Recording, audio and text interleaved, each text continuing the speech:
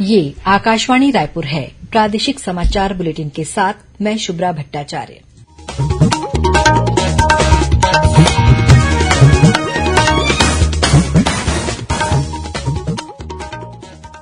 और पेश है आज के मुख्य समाचार।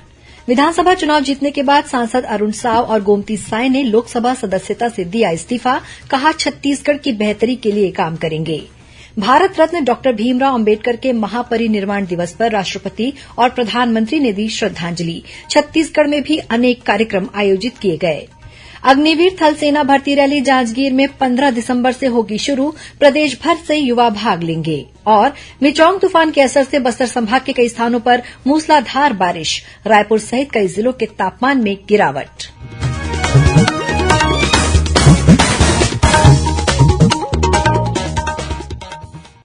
अब समाचार विस्तार से।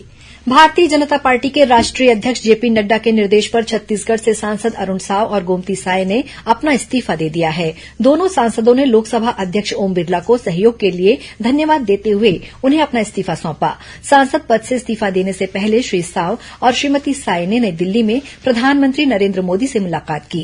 इस्तीफा देने के बाद श्री साव ने कहा कि संसद में उन्होंने लोकतंत्र की गहराइयों को समझते हुए प्रधानमंत्री और केंद्रीय गृहमंत्री के मार्गदर्शन में जो सीखा है वो छत्तीसगढ़ राज्य की जनता की सेवा और राज्य के सुशासनपूर्ण विकास के लिए सहयोगी साबित होगा। वहीं श्रीमती साय ने कहा, पार्टी के निर्देश पर उन्होंने पत्थलगांव से विधानसभा चुनाव लड़ा और अब चुनाव जीतकर छत्तीसगढ़ की बेहतरी के लिए काम करेंगी। भारतीय जनता पार्टी के राष्ट्रीय उपाध्यक्ष और पूर्व मुख्यमंत्री डॉक्टर रमन सिंह ने राज्य के अधिकारियों को आगाह किया है कि वे पिछली तारीख से महत्वपूर्ण फाइलों को स्वीकृत कर रहे हैं, जो कि अनुचित है। डॉक्टर सिंह ने ट्वीट कर कहा कि सभी अधिकारी प्रशासनिक व्यवस्था का अंग हैं और जब तक प्रदेश में नई सरकार का गठन नहीं होता तब तक ऐसे कार्यों से बचना चाहिए। मीडिया से चर्चा करते हुए डॉक्टर सिंह ने यह भी कहा कि नई सरकार के गठन के बाद महादेव सट्टा ऐप और भ्रष्टाचार से जुड़े मामलों में ईडी की कार्रवाई में और तेजी आएगी। उन्होंने कहा कि ऐसे मामलों को जल्द से जल्द निपटाने की कोशिश की जाएगी। डॉक्टर सिंह ने कहा कि भाजपा चुनावी घोषणा पत्र में किए गए अपने सभी वायदों को पूरा करेगी।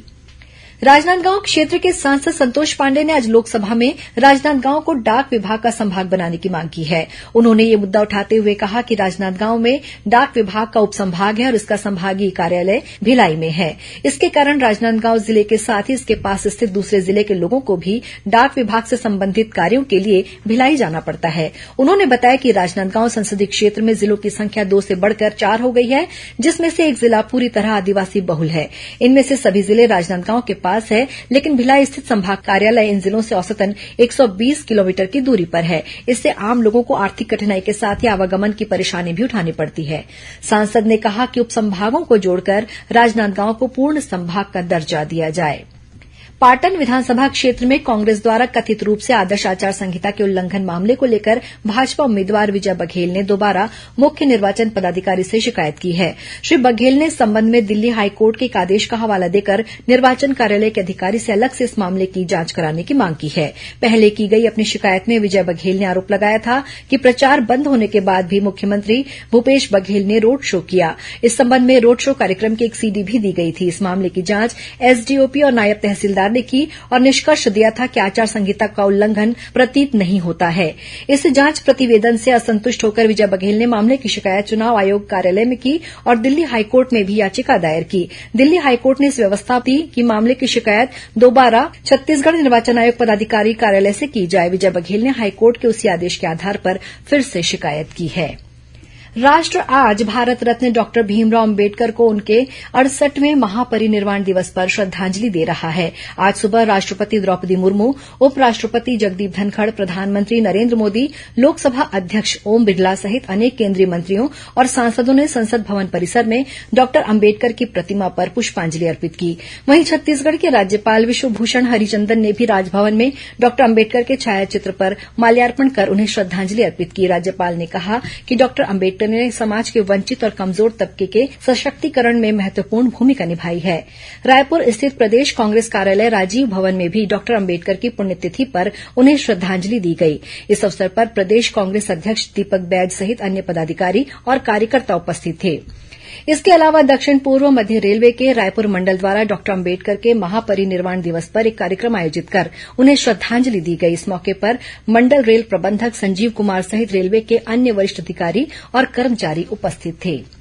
सशस्त्र सेना झंडा दिवस कल 7 दिसंबर को मनाया जाएगा। राज्य सैनिक बोर्ड और संचालक सैनिक कल्याण के सचिव ब्रिगेडियर विवेक शर्मा ने सभी नागरिकों से शहीद सैनिकों की विधवाओं, भूतपूर्व सैनिकों, सेना में सेवारत सैनिकों और उनके आश्रितों के पुनर्वास तथा कल्याणकारी योजनाओं के लिए अधिक से अधिक दान देने की अपील की है। दान की गई पूरी राशि आयकर से मुक्त होगी। दान राशि सैनिक कल्याण कार्यालय के बैंक खाते, चेक, आरटीजीएस या ड्राफ्ट के माध्यम से दी जा सकती है। अग्निवीर थल सेना भर्ती रैली का आयोजन 15 से 23 दिसंबर तक जांजगीर में किया जाएगा। इस भर्ती रैली में प्रदेश भर के युवा भाग ले सकेंगे। रायपुर जिला प्रशासन की ओर से रायपुर जिले में शामिल होने वाले पात्र उम्मीदवारों के लिए निःशुल्क बस सुविधा उपलब्ध कराई जाएगी।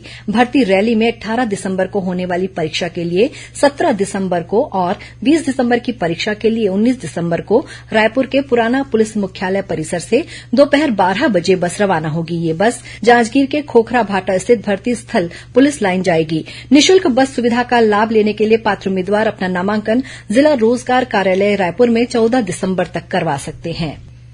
राज्य के मुख्य सचिव अमिताभ जैन ने भू पंजीयन विभाग में रजिस्ट्री का काम करने वाली झारखंड की एक आईटी कंपनी को दोबारा एक्सटेंशन नहीं देने के निर्देश दिए हैं। बताया जाता है कि इस कंपनी ने राज्य में काम करने की अपनी 5 साल की अवधि 2 साल पहले ही पूरी कर ली थी, लेकिन कंपनी को लगातार एक्सटेंशन दिया जा रहा था।